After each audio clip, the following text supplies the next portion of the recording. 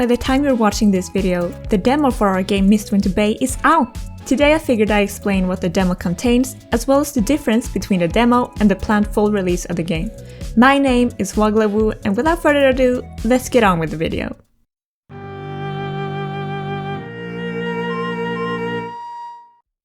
I'm sure most who are watching this already know what a demo is, but let me just explain it real quick either way.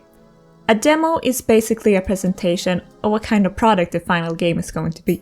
There are many perks of releasing a demo.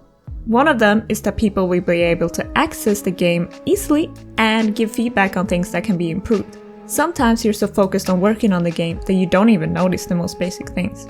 User feedback is a way to solve that and improve the overall quality of the game.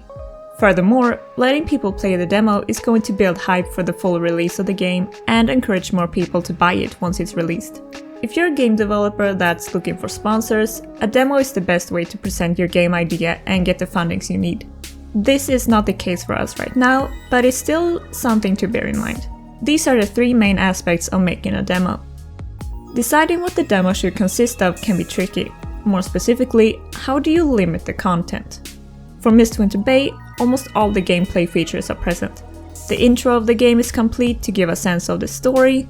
There are random long and short events that can occur, in-events to introduce characters, a character creator with lots of different options, and so on. The limitations we made are mostly with the characters and the buildings in the town view. There are 17 characters and some NPCs in the demo, whereas many more are playing for the full game. Around 40 to be exact. Another part of the characters that is limited in a demo are their hangouts. It's only possible to play until Hangout 2, whereas in the full game there will be a total of 5 hangouts, and even more events for when you get married and maybe even adopt kids. Yes, that's right, you can marry one of the characters. I don't think we mentioned that before.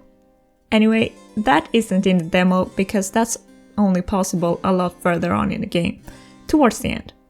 Or I guess that depends on how desperately you want to marry the character. Speedrun material, perhaps? Aside from that, if you play the demo, you'll come across this button, and unfortunately it doesn't do much.